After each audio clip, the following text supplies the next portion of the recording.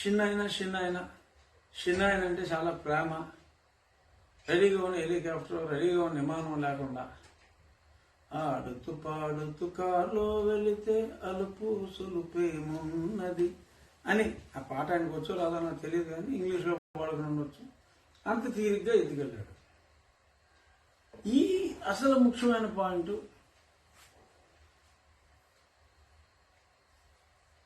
3:30కి phone ఆ ఇంట్లో ఒకటి తీసుకెళ్ళి ఒకరికి ఇచ్చాడు. ఆ తీసుకెళ్ళినప్పుడు ఆ ఫోను శ్రీమతి భారతీరెడ్డికి ఇచ్చాడా, శ్రీయుతులు జగన్మోహన్ రెడ్డి గారికి ఇచ్చారా అన్న తేలాలి.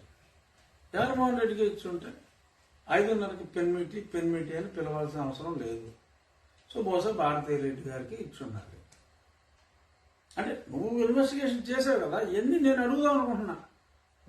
సాక్షి వాళ్ళు వెళ్ళి ఇన్వెస్టిగేట్ చేసాడు, నాకు అవకాశం కోరుకుంటున్నా. నేను ఒకవేళ పేపర్ వెళ్ళాలంటే పోనీ నాకు ఏదన్నా ఒక పేపర్ తరఫున, లేదు ఒక ఇండివిజువల్గా అయినా నాకు వీడియో కాన్ఫరెన్స్ లో కూడా నాకు శ్రీమతి భారతీరెడ్డి, శ్రీయుతులు జగన్మోహన్ రెడ్డి మిమ్మల్ని నేను కొన్ని ప్రశ్నలు అడగాలనుకుంటున్నాను. క్వశ్చన్ పేపర్ కూడా మీకు లీక్ చేస్తా. సో ఎందుకంటే నేను మిమ్మల్ని ప్రశ్న అడుగుతున్నప్పుడు వీడియో రికార్డింగ్ చేద్దాం.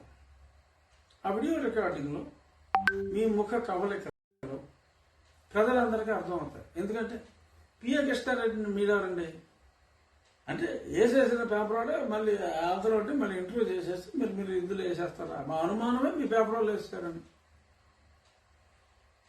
మళ్ళీ మీరే ఇంటర్వ్యూ. సో మేము అడుగుతాం ప్రశ్నలు. 3:30కి ఫోన్ ఎవరికి వచ్చింది? 3:30కి మీరు గాఢ నిద్రలో ఉంటే మీకు చెప్పలేదా? లేదు మీరు వేరే గదిలో పడుకున్నారా? మీరు 5:30కి మీ మేనిఫెస్టో కార్యక్రమంలో ఉన్నప్పుడు మీరు పిలిచినప్పుడు సమయం 5:30 అని చెప్పారు ఒక పెద్ద ఆఫీసర్. ఆ తర్వాత ఆయన బయటికి వెళ్ళారు, కొద్దిమందితో మాట్లాడారు కూడా. పాప వివేకానంద రెడ్డి గారు చనిపోయారంటాను. సో ఇంకొక వేరే రెడ్డి గారితో మాట్లాడారు. ఆ రెడ్డి గారు ఇప్పుడు మీతో డిఫర్ అయ్యారనుకోండి, ఆయన మంచి రెడ్డి గారు. సో 5:30కి మీకు తెలిసినప్పుడు మీకు గుండెపోటు అని చెప్పారా? చెప్తే మీరు సాయిరెడ్డి గారికి గుండెపోటు అని చెప్పారా?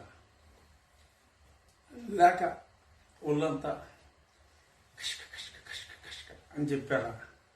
ఎందుకంటే మీరు ఎక్స్ప్లెయిన్ చేశారు కదా, అది చెప్పారా?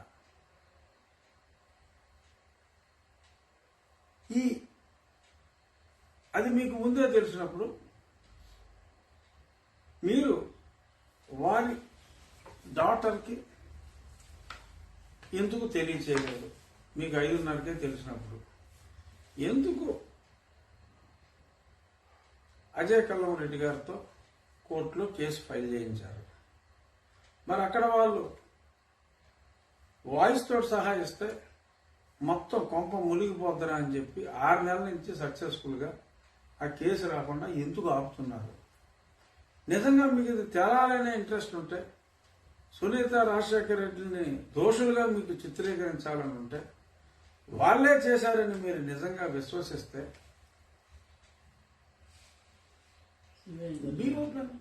దీని మీద సిబిఐ ఎంక్వైరీ కంటిన్యూ చేయాలి. వీళ్ళ ఫోన్లు వచ్చినాయని చెప్తున్నారు, మాకు ఫోన్ రాలేదు, అసలు అజయ్ కల్లమే రాలేదు మా ఇంటికి, అసలు అజయ్ కల్లం ఎవడో నాకు తెలీదు అని చెప్పండి. ఏం చేయరు? నోటికి వచ్చినట్టు. ఏ అమ్మాయి అయితే పోస్ట్ మార్టం చేయమని చెప్పిందో, ఏ అమ్మాయి అయితే సిబిఐ ఎంక్వైరీ అడిగిందో, వీళ్ళు ఎంక్వైరీ ఆపేస్తానంటే వాళ్ళ మీద ఇప్పుడు నిందారోపణ చేస్తారా? కేసులు కూడా పెట్టారు సార్. మన లేపి తన్నించుకుంటామంటే ఇప్పుడు జగన్మోహన్ రెడ్డి చేసేది ఏదో చేసేలేవయా వదిలేద్దాంలే అని అనుకుంటే ఊరుకోవట్లేదుగా. మీరు లేపి తన్నించుకుంటున్నారు ఎందుకు? హత్య జరిగిన మరుసటి రోజు అవినాష్ రెడ్డి మీడియాతో ఏం మాట్లాడారు అది ఉంది. ఇప్పుడు ఇందులో ఉన్న ఇంటర్వ్యూ నేను మీకు ఒక 3-4 నిమిషాల్లో చూపిస్తే